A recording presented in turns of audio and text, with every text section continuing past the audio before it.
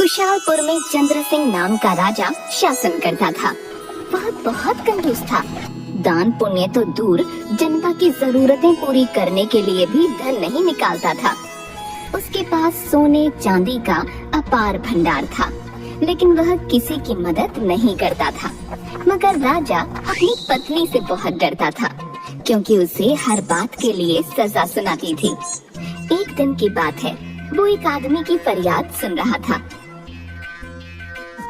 महाराज, मेरे घर के सामने की दीवार अचानक जोर से हवा आने के कारण गिर गई।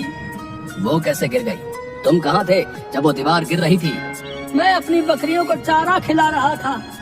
तुमको चारा छोड़कर अपनी दीवार को पकड़ना चाहिए था। महाराज, ये कैसे हो सकता है? दीवार बहुत बड़ी थी, उसको मैं कैसे पकड़ सकता था? दीवार किसने बनाई थी? उसको बुला कर लाओ। महाराज, मिस्त्री ने बनाई थी। दीवार गिरने की सजा मिस्त्री को दी जाए। उसको उसी दीवार में जिंदा चिनवा दो, ताकि कोई भी उसको देखकर ऐसी दीवार दोबारा न बना सके। मगर इससे मुझे क्या मिलेगा? मेरा तो नुकसान हो गया है। राजा अपनी रानी की तरफ देखता, फिर मंत्री की तरफ देखता और सोचता, अगर मैंने कोई गलत फैसला ले लिया तो ये मुझे यही मुर्गा बना देगी। मुझे इस विषय में सोचने के लिए कुछ समय चाहिए। अभी तुम जा सकते हो। किसान के जाने के बाद राजा मंत्री से कहता है, हमने अभी तक इस मामले पर कोई फैसला नहीं किया है। महामंत्री, जाकर देखो हवा कहाँ से आती है, वो जगह बंद कर दो। मंत्री बिना सोचे समझे उस दीवार के पास गया और उसी दीवार के ठीक आगे और पीछे दीवार बनवा दी। देखो भाई, मैंने दीवार के आगे और पीछे भी दीवार बनवा दी है। अब कोई भी उस दीवार को नहीं हिला पाएगा। किसान अपना माथा पकड़कर ही रह जाता और चुपचाप अपने काम में लग जाता है।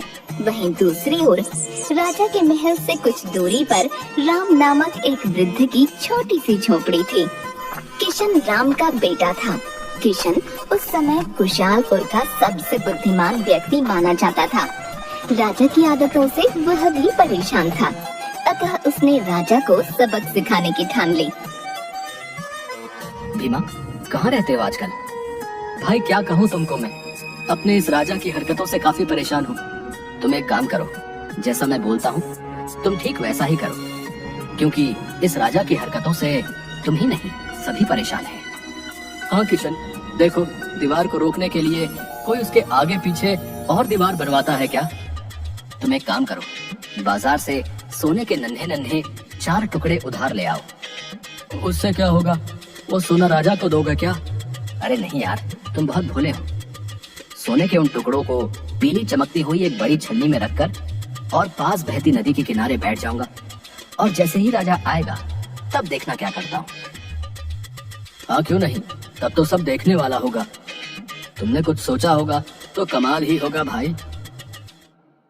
इस नदी पर राजा रोज स्नान करने आता था।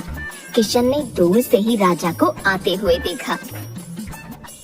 वह ऐसा अभिनय करने लगा मानो छलने में कुछ छान रहा हो। राजा ने उसके पास आकर पूछा, किशन, ये क्या कर रहे हो? तुम्हें सुबह सुबह रेत छानने की क्या आवश्यकता पड़ गई? महाराज, मैं तो इस रेत में छिपा सोना ढूंढ रहा हूँ। राजा कुछ कहता, इससे पहले ही किशन ने छलनी भर रेत निकाली और छान दी। छलनी के ऊपर सोने के 4 छोटे छोटे टुकड़े चमक रहे थे। राजा ने आश्चर्य से पूछा, रेत में सोना? ये कैसे किया? हुजूर, आज से महीना भर पहले मैंने सोने का एक छोटा सा टुकड़ा इस जगह पर बोया था। देखिए हुजूर, पूरे 4 टुकड़े निकले हैं। यदि मैं कुछ और सब्र करता तो यहाँ बहुत से टुकड़े मिलते। क्या बकवास करते हो? भला क्या सोने की भी खेती की जा सकती है? क्यों नहीं हुजूर, आप खुद ही देख लीजिए। मैं तो गरीब आदमी हूँ। पिछले 10 वर्षों से इसी प्रकार सोना बोता हूँ और काट लेता हूँ। इसी सोने से मेरा पेट पलता है। तुमने मुझे पहले क्यों नहीं बताया? मेरे पास तो सोने का ढेर है। मुझे पता होता तो मैं सारा सोना बो देता। आज तक तो मेरा महल सोने से भर गया होता। हुजूर, अभी देर नहीं हुई है, आप अभी बो लीजिए। 6 महीने बाद देखिएगा तो फसल लहलहाती नजर आएगी। राजा ने किशन के कंधे पर हाथ रखते हुए जवाब दिया। देखो किशन, तुम एक अनुभवी आदमी हो। मेरी ओर से तुम सोने की खेती करो। इसके लिए तुम्हें जितना सोना चाहिए तुम ले सकते हो। आज ही मेरे साथ महल में चलो। इस काम के लिए तो तुम मेरे सेवकों को भी साथ ले सकते हो। किशन तो मानो इसी मौके की प्रतीक्षा में था। वह तुरंत राजी हो गया। वह महल में गया और सोने के ढेरों टुकड़े ले आया। 10 सेवक भी किशन को मदद के लिए दे दिए जाए। जी महाराज। तुमको कुछ और चाहिए हो तो बता देना, तुम तक पहुंचा दिया जाएगा। मगर ध्यान रहे, अगर कुछ ना हुआ तो तुमको इसकी सजा दी जाएगी। जी महाराज, आप जैसा कहते हैं वैसा ही होगा। तुमको क्या लगता है तुमको छोड़ दिया जाएगा?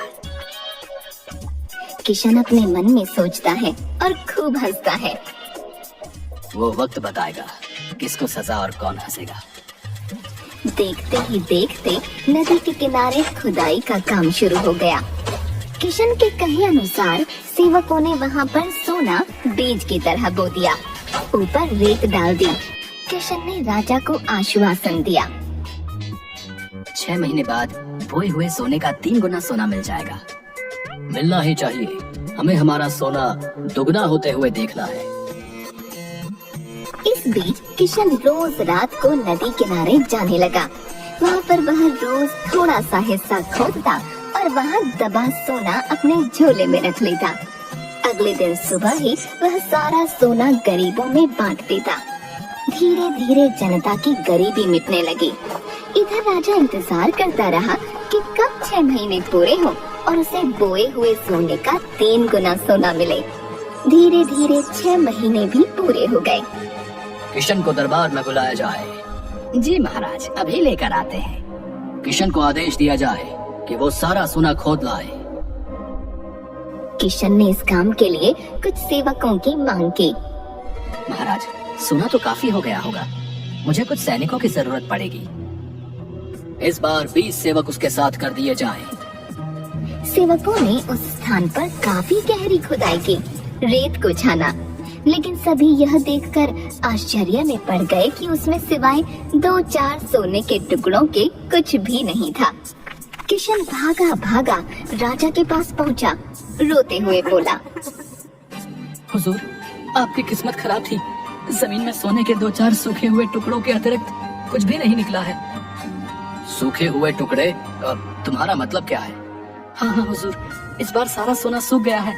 आप तो जानते ही हैं, इस बार बारिश बिल्कुल नहीं हुई, सारी फसल सूख गई। आपका बहुत नुकसान हो गया इस बार। भला सोना सूख कैसे सकता है? ये तो ठोस चीज है। हुजूर, आपने इतनी बातों पर विश्वास कर लिया कि सोना बोया जा सकता है, सोने की फसल लहलहा सकती है, सोना काटा जा सकता है। फिर भला इतनी सी बात पर विश्वास क्यों नहीं करते कि सोना सूख गया? राजा के पास कोई उत्तर नहीं था। उसने मंत्रियों से सलाह की।